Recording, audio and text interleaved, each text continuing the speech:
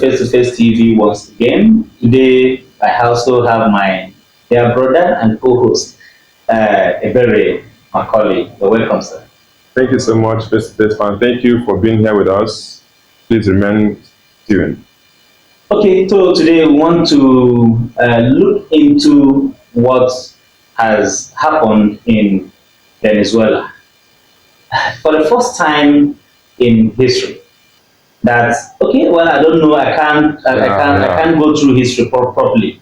But the one that can really occur in my mind right now. This is the first time I'm hearing that a country's president, was being captured. Captured by another country. Let me use the word they use. They say he was captured, together with his wife, and sent down to America. Okay, and who captured him? The American government. Okay, the American government captured him. American military captured him. They were taken to US to face charges including drug trafficking and narco terrorism. That is Nicolas Maduro. Nicolas Maduro. Did I say was or is? Was the president of Venezuela.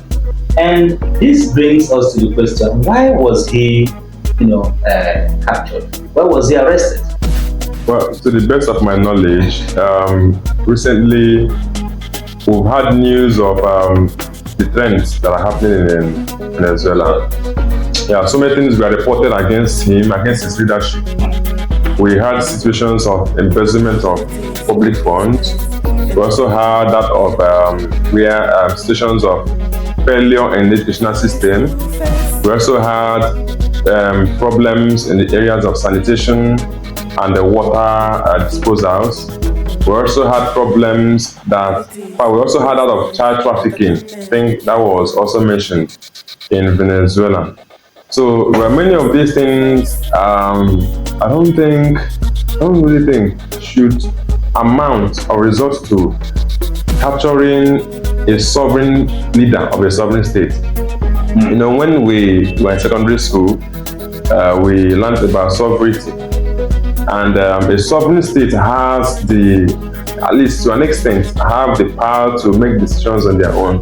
And if it gets beyond them, I think the parliament and other bodies that are involved, that are in charge, are expected to take a step to ensuring that peace and harmony is gotten back in the state.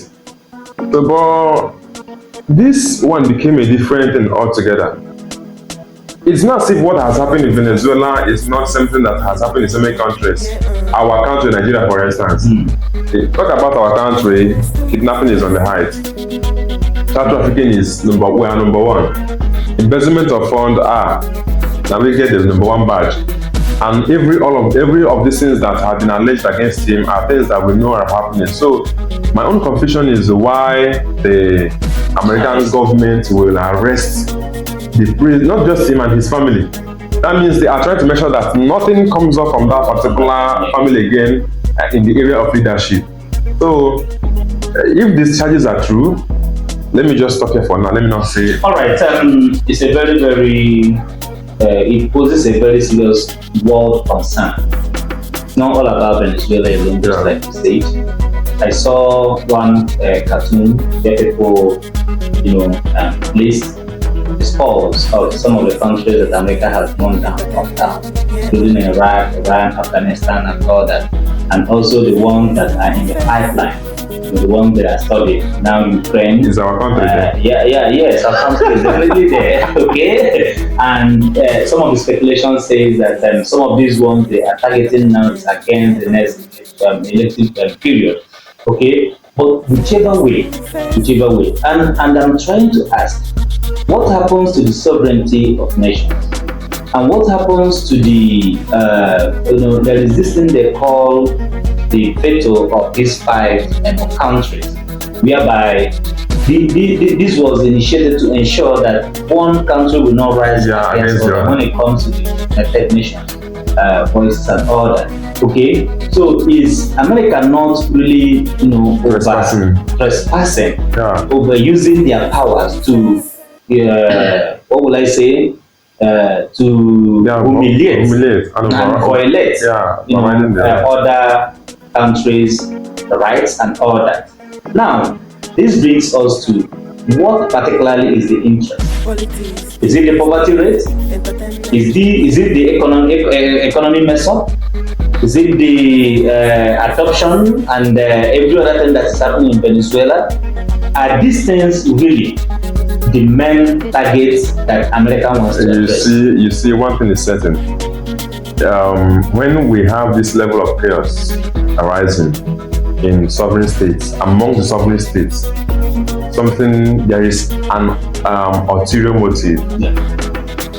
I am not trying to sound so subjective, but I'm trying to say that the America I know cannot stand to fight a particular country because there are levels of charges against leadership for this and for that. Because these are in the recent. Yeah, because these are things that are common in so many countries of the world. You know, take for instance our dear country too. But for me, from what I've gathered too, because when this incident occurred, I started making researches about what are the major economic power of this country, Venezuela. I found out Venezuela is an oil-producing country. So somehow, and I also learned that the president was arrested while he was meeting with some Chinese prospects. Delegates, yeah. So if this is the case, that means the interest of America is not even about the citizens of Venezuela. The economy. Yeah, I think America has the target of trying to manipulate and take charge of the oil. You know, one thing is certain here, just like we are here in Nigeria, we have a lot of resources that could help us have ourselves and keep us safe, and even give us the luxury life we need. But looking at the way these things have been embraced, you see that to an extent we are not really getting it as we want. So maybe somehow America is also using this as a yardstick to invade and maybe take charge of the oil. Now remember what happened during the colonial period. They came in stance that they want to help us manage our leadership and all that because we're not organized or not the rest of it. But the target was our resources. Yes, at the end of the day, we saw that the target was the resources of Nigeria. So I think this is exactly what they are trying to do again, and it's not about these charges placed again. You're not far from the truth. Two things are important. America wants to subdue Venezuela because of the oil. Yeah. And secondly, they want to show the strength of power. Being the world power. Okay, to ensure that China doesn't take that or benefit from the resources of Venezuela. Are you getting me? And that is not far from what is happening to Nigeria. Okay, like what I told you, the cartoon I saw, Nigeria is there. Okay, and maybe that will be a topic for another day because I'm seeing that there may be a political shift in 2027 if America continues to show interest in Nigeria. And there are a few ways this may happen. Probably through these airstrikes that has already started, okay, declaring Nigeria as a country of particular concern, and also trying to level us. And remember that one of the charges against the Venezuelan president is drug trafficking, okay, and also terror. And some of our leaders here in Nigeria, for now I don't want to mention them, some of our leaders here in Nigeria are also, victims of drug trafficking and terrorism.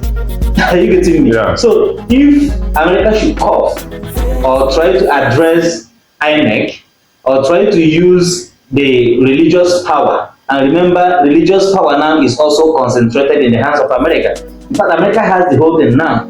America has the religious power. They have the political power. They have, not absolutely. They almost have, because the Pope is from America.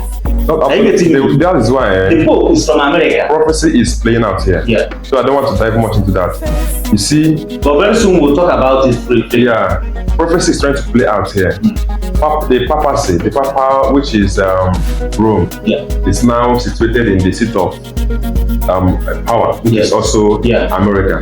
So trying to combine, which is they call it communism, trying to combine tradition, power, and religion. The compromise is easy now. It's easy, the but compromise of political and religious power is very, very much easy because everything now will be so easy to achieve. Yeah, but what I'm trying to say is that where I came in is when you said they have this thing. I'm telling you that it is not absolutely, because one thing is going to play out.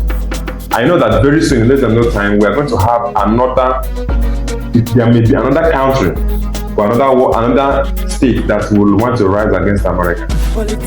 China has been trying to raise head. I'm just trying to if you're following that prophetic timeline, okay, China is in and that is why wherever they see that China is interested, they clamp down there. Okay, that's the only thing that is happening. Wherever they see that China is declaring this thing, the arrest of Nicolas Maduro happened when Chinese delegates were with him. Are you getting me? That is to show that we can do anything we want to do with Venezuela, and we are not seeing China. It wouldn't have happened if this man was in China. They wouldn't have arrested him. Well, it wasn't in China.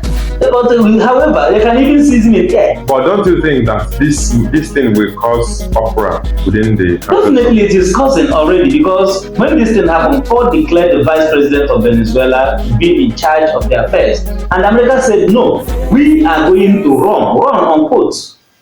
Run the state of Venezuela. America is going to run the leadership of Venezuela for now." Are you getting? So there is interest more than the superficial things we are seeing on the media. So whichever way, what you're saying is this: whatever thing that is happening, we are trying to make sure that everything, we don't need any other war breakout. Okay, and whatsoever thing that we liberate, especially here in Nigeria, the children of God, and make us have our liberty. Were you not so happy when America fired somewhere in Sokoto? That was on 25th December. Were you not so happy that they came and helped in the insurgents that we're having? And now you see that's why we need to be very careful most times.